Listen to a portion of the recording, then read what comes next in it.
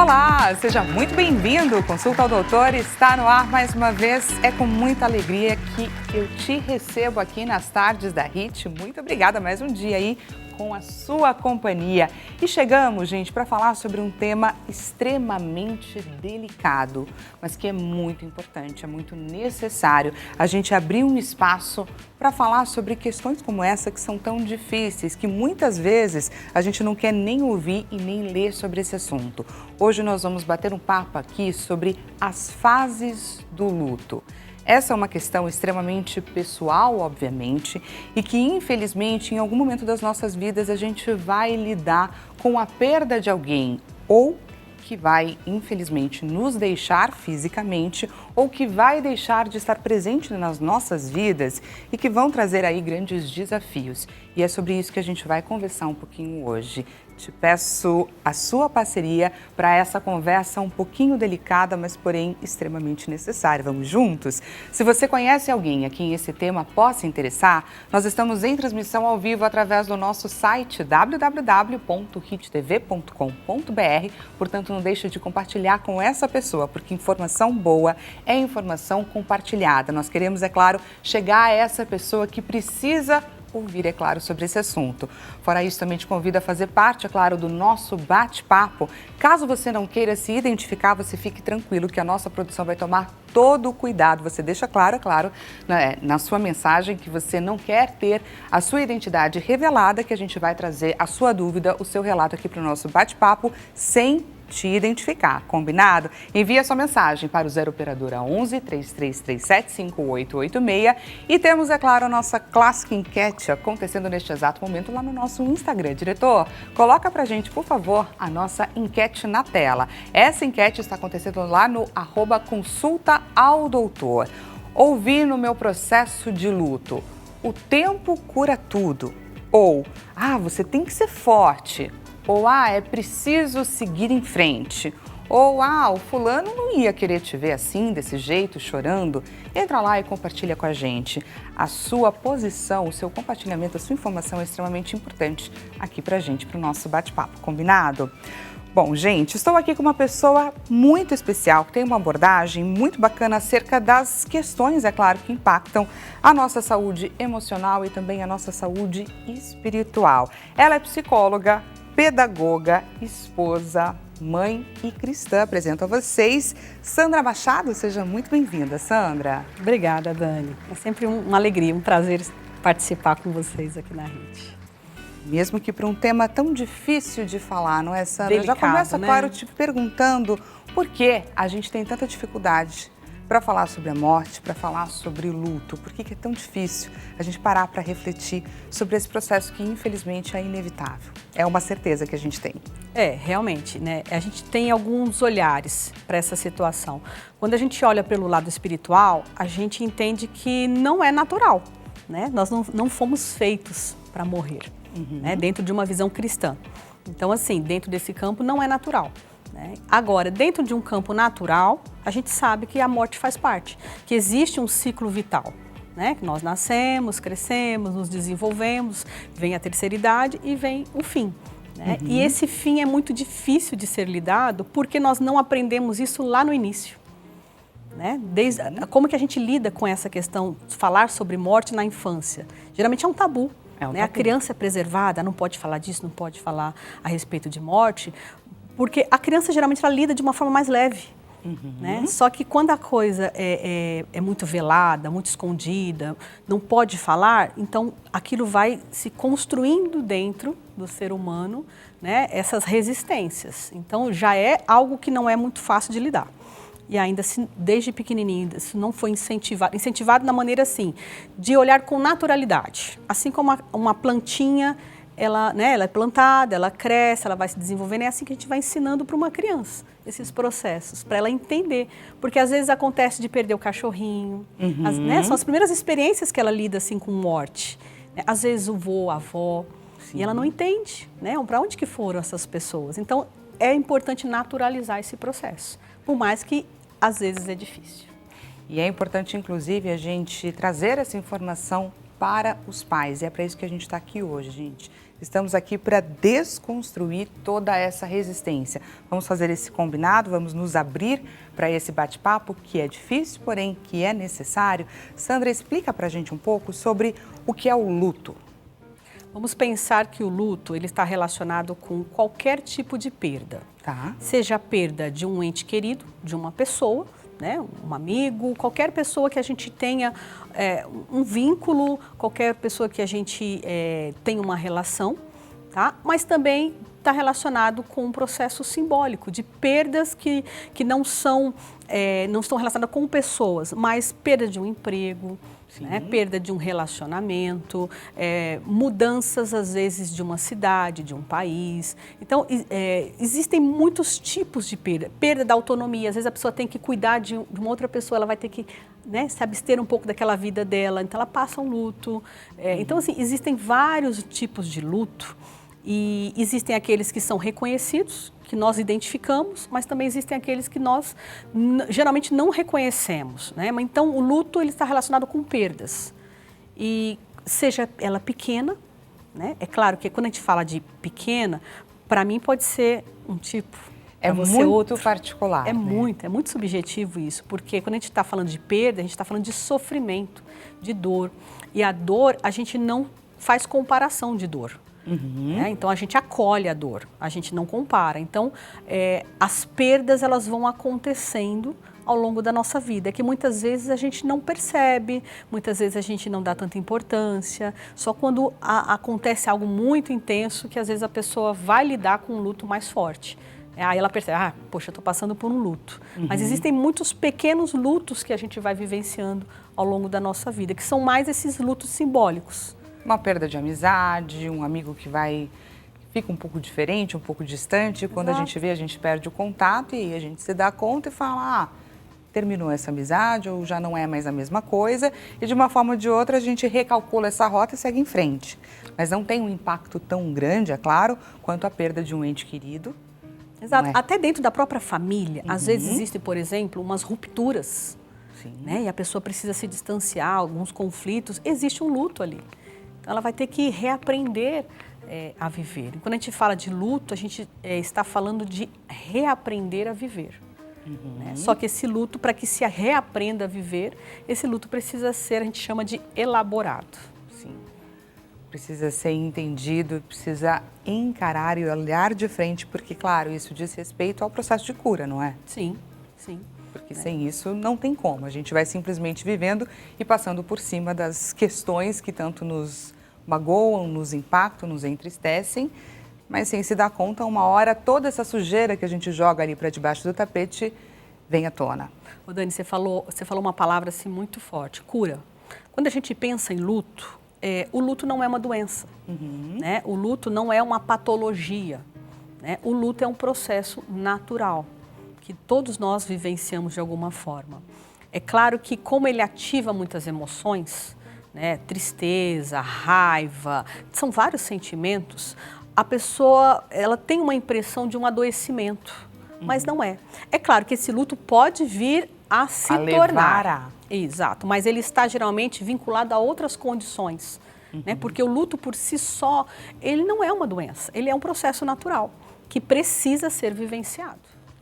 E que, infelizmente, todos nós estamos sujeitos e em algum momento da nossa vida a gente vai ter que lidar com ele, sim. E você estava comentando, é claro, sobre essa questão que ela é muito individual, diz respeito, é claro, de como a gente está, quem era aquela pessoa para a gente. Aí eu queria trazer um pouco sobre as formas de luto que a gente pode experienciar na nossa vida. E aí, então, a gente pode levar em consideração o ciclo natural, que seria um filho perder um pai, uma filha perder uma mãe. E a gente tem também os pais que, às vezes, precisam se despedir dos seus filhos antes. E isso daí é extremamente inesperado. Queria que você trouxesse um pouco as particularidades de cada um desses casos. É interessante assim, o nosso cérebro, ele nunca aceita que não tem uma explicação. Então, a gente sempre vai estar buscando uma explicação para qualquer tipo de acontecimento, para qualquer fenômeno que surja. Então, diante de qualquer que seja a morte, o cérebro fica ali buscando, né? Então, a primeira pergunta que a pessoa faz é por quê? Por quê? É claro que se a gente sabe dentro desse ciclo vital que é natural os filhos enterrarem os pais. Então, existe de uma certa forma, né, quando se chega à velhice, que os pais viveram a vida, né, construíram família, desfrutaram da vida, existe um certo consolo natural de saber que está cumprindo esse ciclo. Né? Mas quando a situação é inversa, né, existe uma ruptura muito grande. Então, imagina que dentro da pessoa ela fica buscando essas respostas. Esse porquê, ele fica Exato. Muito mais ativado, causa até uma indignação, eu imagino. Exato, porque assim, geralmente são as tragédias, né? Ou é um acidente, ou é alguma coisa relacionada a um vício, ou uma doença, né, que não se espera, acontece de repente. Então, é um processo que realmente foge desse ciclo natural. Né? E é claro, e aí a pessoa realmente precisa de uma atenção maior, de certos cuidados. Claro que está muito relacionado, Dani, a forma como a pessoa enfrenta e enxerga a situação. Sim. Né? Porque assim, a vida espiritual que ela tem, a maneira que ela enxerga a vida, que ela enxerga as circunstâncias. Né? Então, assim, isso é muito particular. Né? Mas geralmente é uma das piores tragédias, né? Que essa inversão. Né? E quando a gente fala de sofrimento, existe um antes e existe um depois. Né? Dentro desse campo de luto, tem as fases, né, que a gente chama de fases, processos, né, a gente vai conversar um pouco a respeito, mas existe um antes e um depois. Existe uma pessoa antes, existe uma outra pessoa depois que ela passa por um processo de perda. É impossível você vivenciar um processo como esse, você não sair transformado, você não sair diferente. Exato, porque quando a gente lida com o sofrimento, existem várias coisas que modificam na nossa forma de perceber a vida, enfim. Mas existem três que são muito fortes. O tempo. A gente vai olhar para o tempo de uma forma muito diferente. Né? Você pode observar, quem perdeu alguma coisa, perdeu um ente querido, vai olhar para o tempo de uma forma muito... Né? Pessoas, às vezes, que enfrentam uma doença, vai olhar para o tempo, o sofrimento. O sofrimento faz isso. Então, a pessoa olha para o tempo de uma forma diferente. A importância. A pessoa começa a enxergar a importância, o que é importante. Né? Privilegiar. Exato. Mais e o que é relevante. Né? Qual é a diferença entre importância e relevância? Peraí, importância é aquilo que é importante para mim. Relevância é aquilo que eu faço para os outros. Né? Então, quando se fala de sofrimento, você pode ver pessoas que... como a gente está falando dessa questão de pais, às vezes, que perdem filhos, geralmente esses pais, eles vão passar por um processo assim de crescimento espiritual e emocional, que eles vão tentar ajudar outros pais.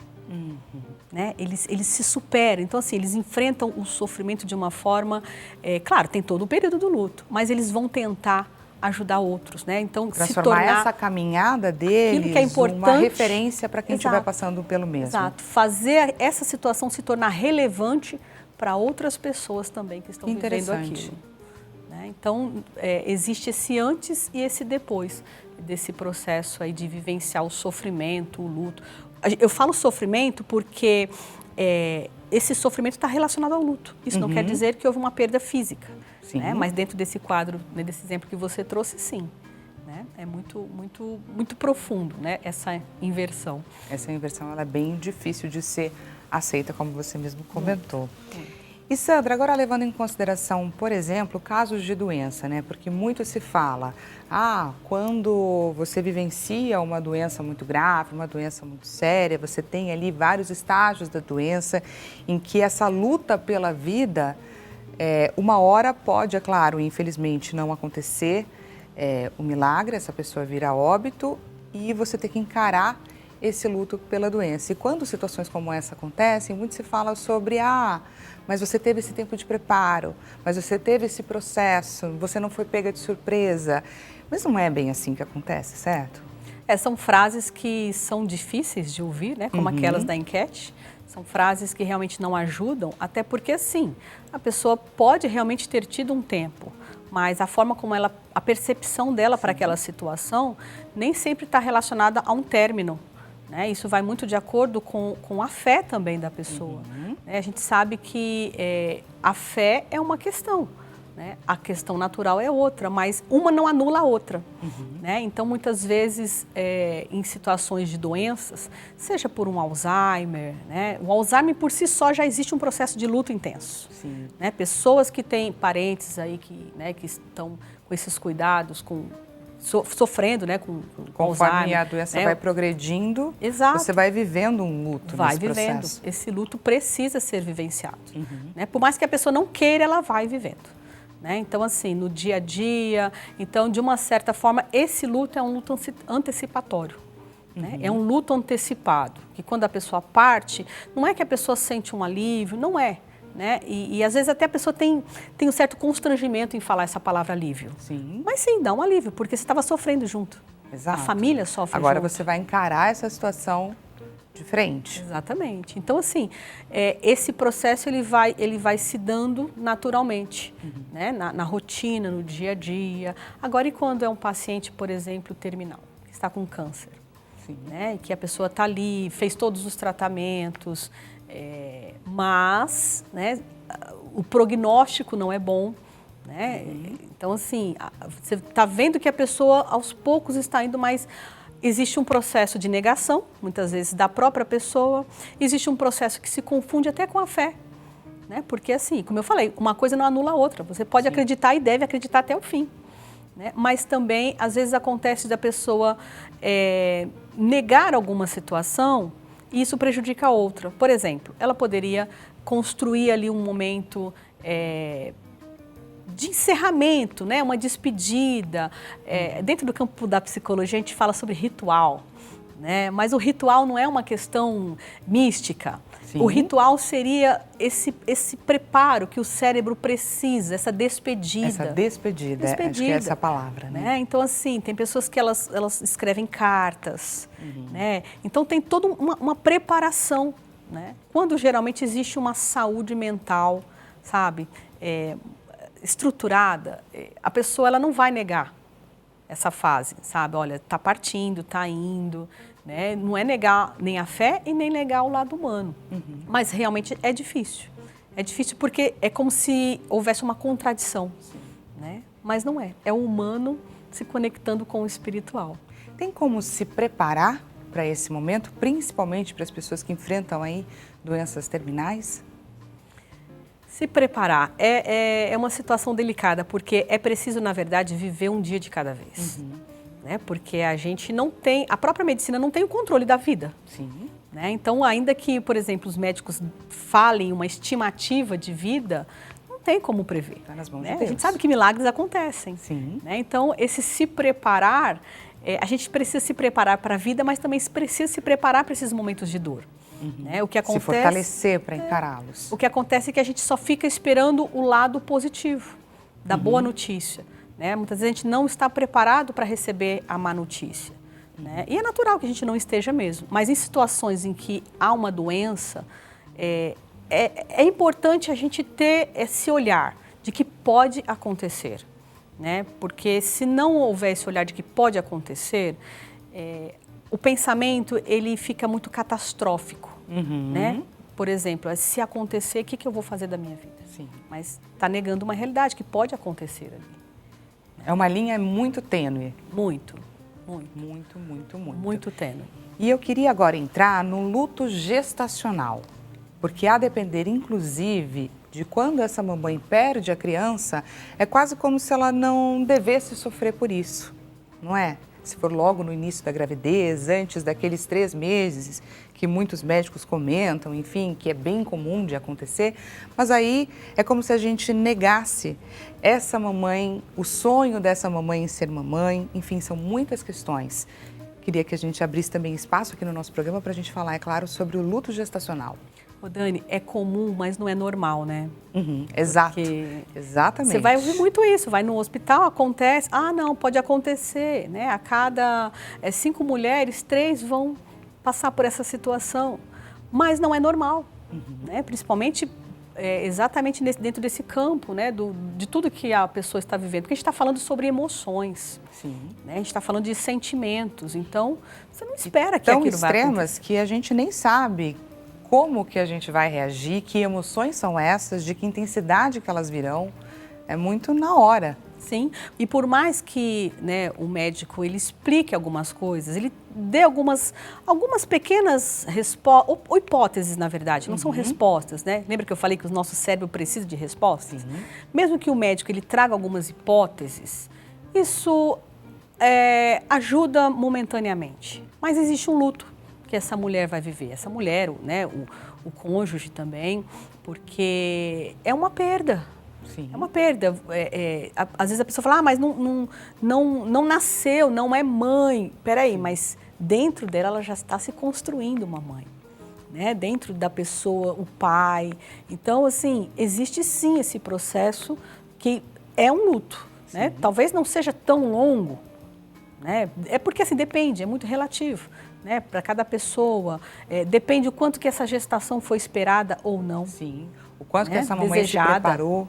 Quanto que ela Exato. estava tentando. Exato. São muitas questões que precisam ser levadas em consideração. Muitas, muitas. E agora, então, eu queria trazer aqui para o nosso bate-papo essas fases do luto que você comentou.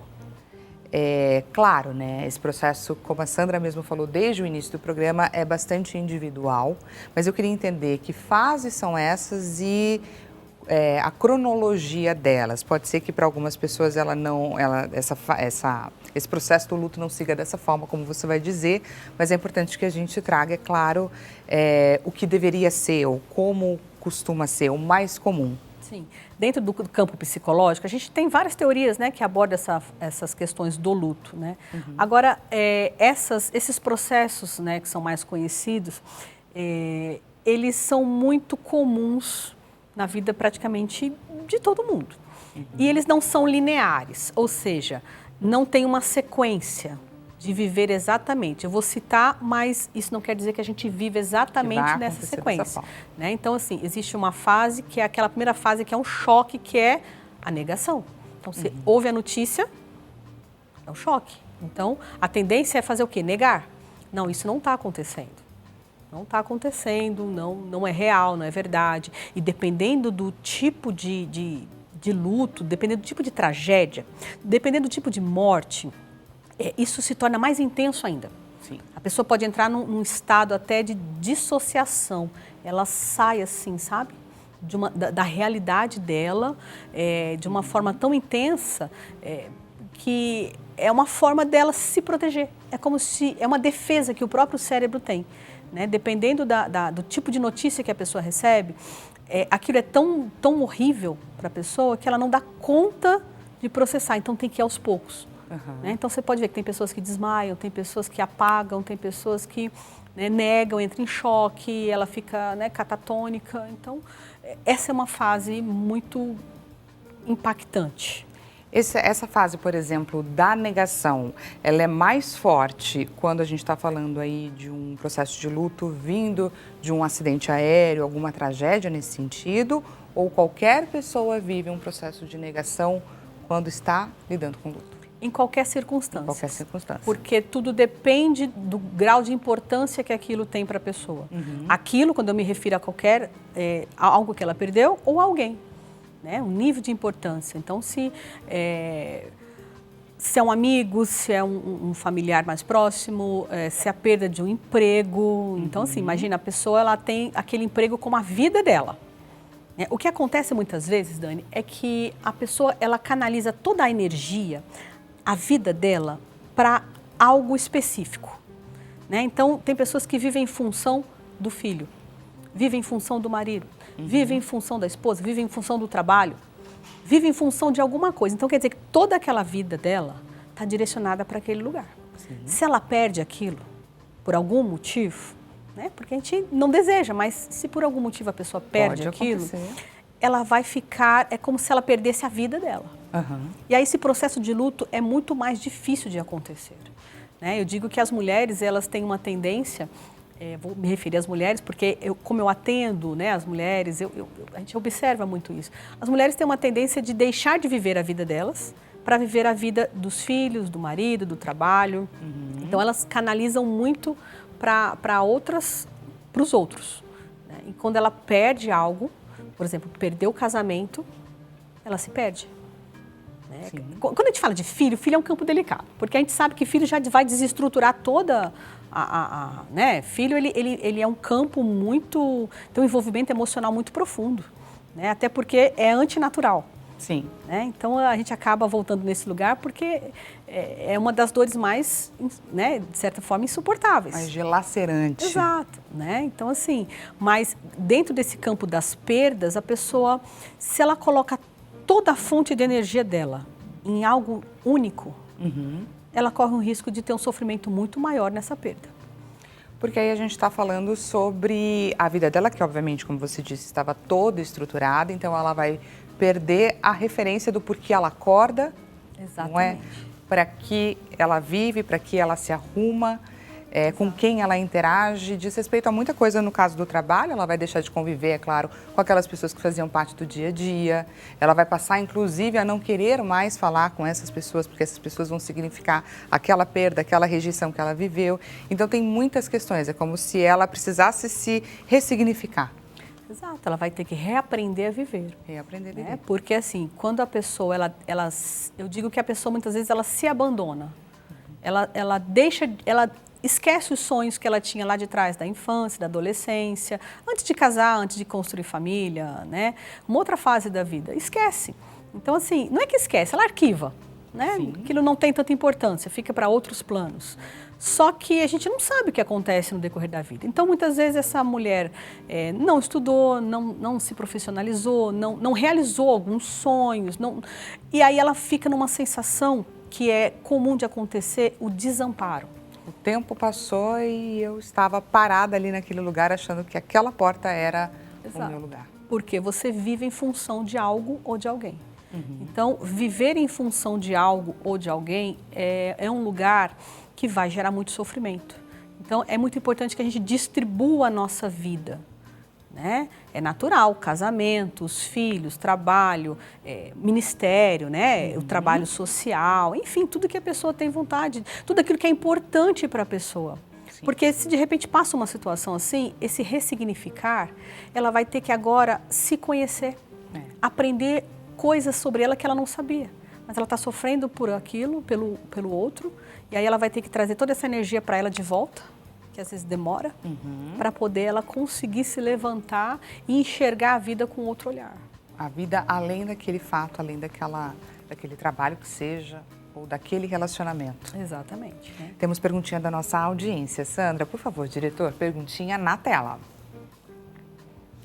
A pergunta é da Ana Silvia, ela é de Belo Horizonte, Minas Gerais. Antes de mais nada, Ana Silvia, seja muito bem-vinda aqui na nossa conversa.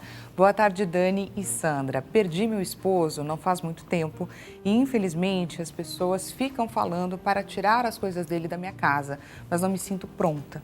O que eu posso fazer?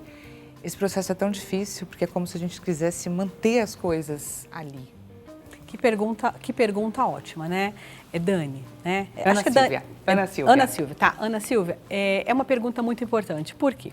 O que acontece nessa circunstância? Cada pessoa tem uma forma de enxergar essa situação. Então, tem pessoas que ela deseja já se desfazer das coisas. Essa palavra desfazer também é uma palavra difícil de processar. Mas ela acaba tirando as coisas do lugar, trocando móveis de lugar, tentando tirar os objetos para que ela não fique o tempo todo pensando na outra pessoa, né, na pessoa que partiu.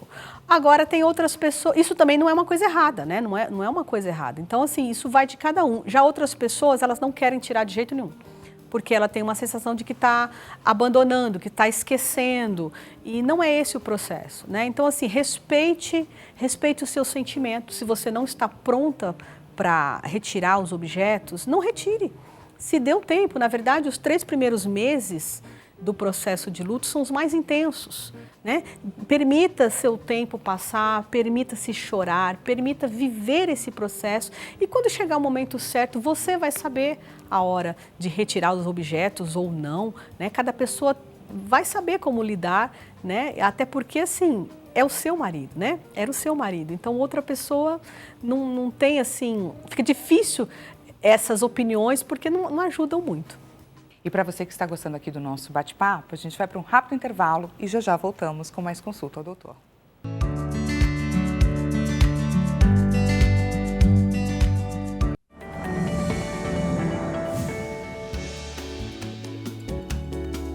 Seja bem-vindo mais uma vez. Consulta ao Doutor está de volta. Caso você tenha acabado de chegar, o nosso tema hoje é bastante delicado, porém necessário.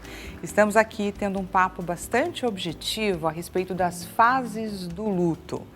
Eu pedi licença e convidei a quem quiser, inclusive, participar, a trazer, claro, o seu relato, porque não é fácil a gente falar sobre isso. Nós não queremos, mas infelizmente é muito necessário. Afinal de contas, é através da informação que a gente consegue nos fortalecer, saber como que a gente pode organizar determinados sentimentos, as expectativas que a gente tem a respeito desses momentos da nossa vida que são delicados, mas que a gente precisa mais do que nada de empatia e empatia com nós mesmos, combinado? Se você conhece alguém a quem esse tema possa interessar, deva chegar, por favor, não hesite, encaminhe o nosso link de transmissão. Estamos em transmissão ao vivo através do site www.hittv.com.br. Fora isso, te convido, é claro, a você participar do nosso bate-papo, trazer o seu relato para a nossa conversa, trazer a sua dúvida, porque a sua dúvida pode ser a dúvida de muitas pessoas. Você pode representar tanta gente que precisa ouvir a respeito dessa sua dor, desse seu questionamento, combinado? Portanto, não hesite, encaminhe para a gente a sua mensagem para o 0 Operadora 11 3337 5886 e temos também a nossa enquete em seus minutos finais, portanto, não deixe de participar. Diretor, coloca pra gente a enquete na tela. Ouvi no meu processo de luto. O tempo cura tudo. Você tem que ser forte. Ou a sua alternativa é a 3. É preciso seguir em frente. E a quarta e última opção que nós trouxemos aqui é o ou a fulana não iria querer te ver assim.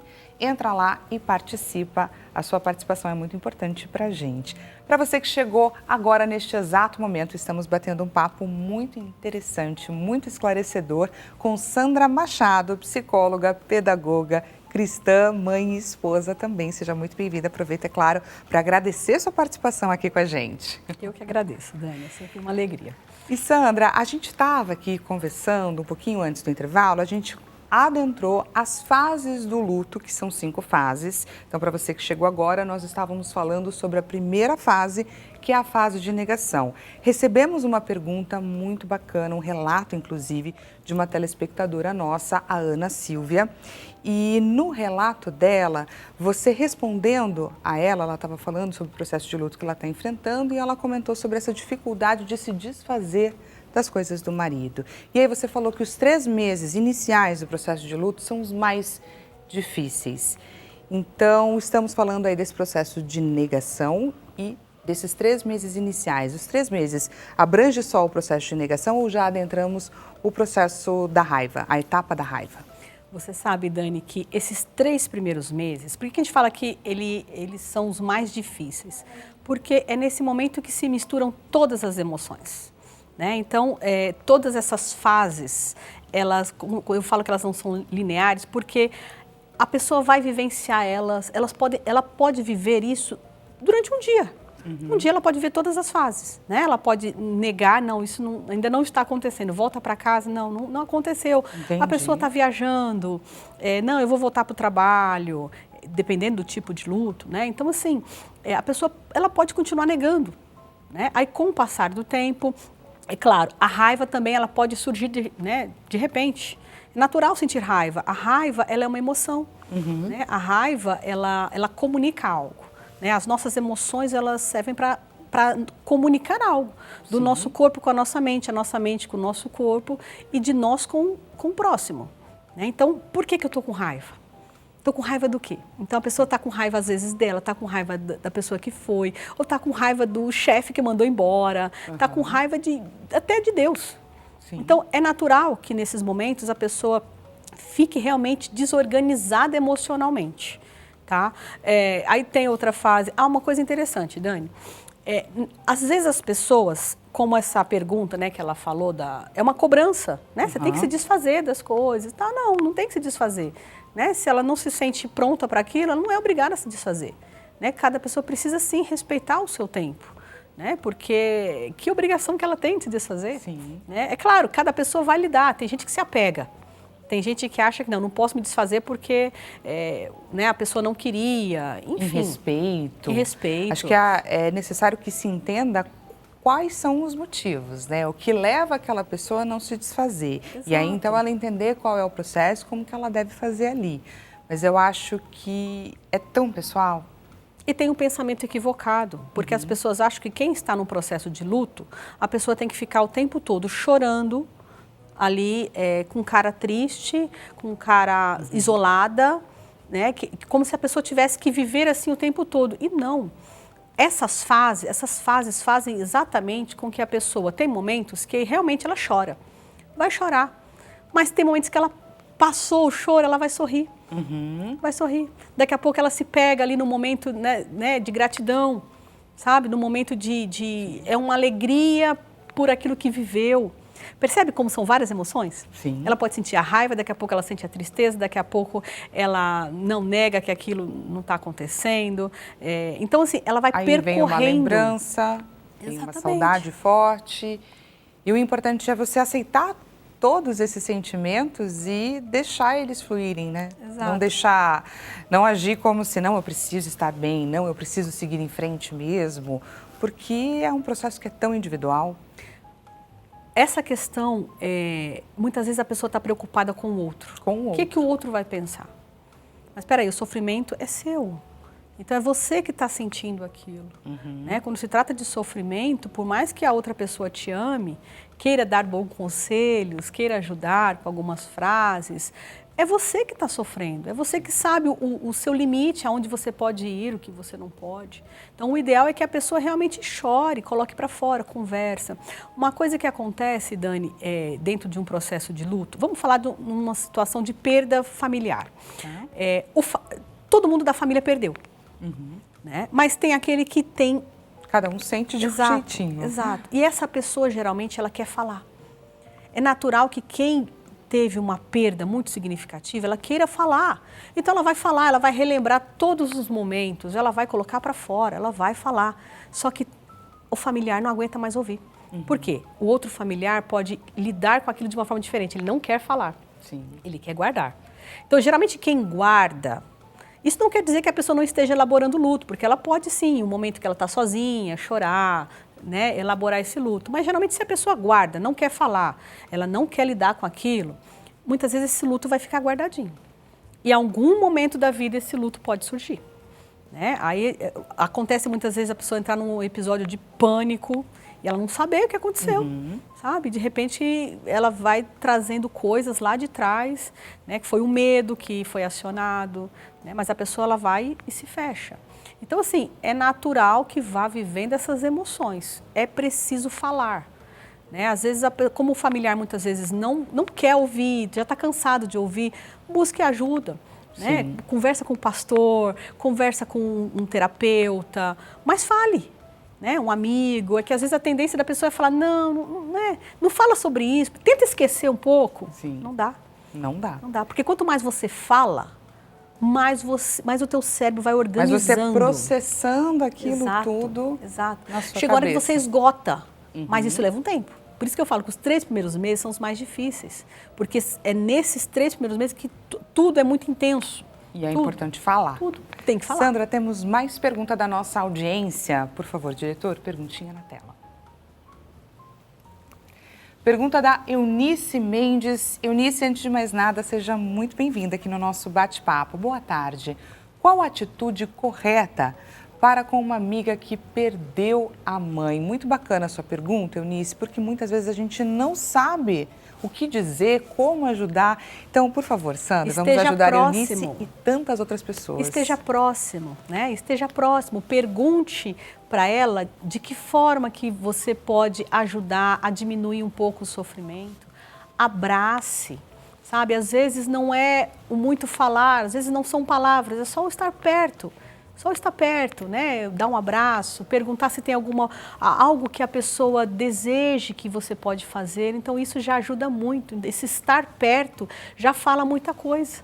Né? O comportamento, ele fala muito mais do que as palavras. E vamos então conferir o resultado da nossa enquete. Por favor, diretor, resultado na tela. Ouvi no meu processo de luto, 36%. O tempo cura tudo. Ah, você precisa ser forte, 29%, em 28% ali. Ah, o fulano ou a fulana não iria querer te ver assim. E, em último lugar, é preciso seguir em frente. Sandra, queria que você comentasse: o tempo cura tudo? Como é ouvir isso num processo de luto? Eu fiquei observando a enquete e falei, isso aí vai dar bem distribuído, porque são todas as frases que a gente escuta mesmo. O tempo não cura tudo, porque se curasse, as pessoas não adoeciam depois de um certo tempo. Na verdade, se as emoções elas não são elaboradas, se a pessoa não vivencia esse processo, não fala, esse luto ele fica guardadinho. Fica guardadinho e pode passar o tempo que for. Sim. Eu já atendi pacientes assim que perderam mãe, pai, muitos anos e de repente em uma sessão de terapia a pessoa de repente vem aquilo com uma forma, como uma onda assim, derrubando ela e ela não se dá conta de que perdeu. Sim. Né? Então assim, o tempo não cura tudo. É claro que o que cura é a gente ir tomando consciência, né, vivendo esses processos como a gente está falando. A gente não tem conhecimento, muitas vezes, dessas fases, né? Dos nomes, na verdade, técnicos. Mas a gente vive, né? Porque vive. É a negação, é a raiva, quando se trata, por exemplo, de uma... Tem um termo, né? Barganha, né? Nem é muito legal esse termo. Isso, eu queria que a gente... não temos muito mais tempo, temos aí uns 5 minutinhos, mas eu queria que a gente passasse por esses processos, só para a gente finalizar esse raciocínio. Então, a gente teve a negação, a raiva, tem a negociação, a barganha, depressão e, por fim, a aceitação. Essa barganha, essa negociação é a pessoa que fica ali tentando, não está acontecendo, né? E geralmente ela vai tentar negociar, principalmente com a fé. Né? Então, são votos que a pessoa faz, são abstinências que ela... Né, vai tentar fazer para tentar reverter aquele processo. Seja num caso de uma doença, geralmente está muito relacionado com doenças. Né? Mas então existe uma barganha ali, uma negociação que a pessoa faz. Muitas vezes nem é consciente, é inconsciente. Né? Então assim, se acontecer isso, eu faço isso.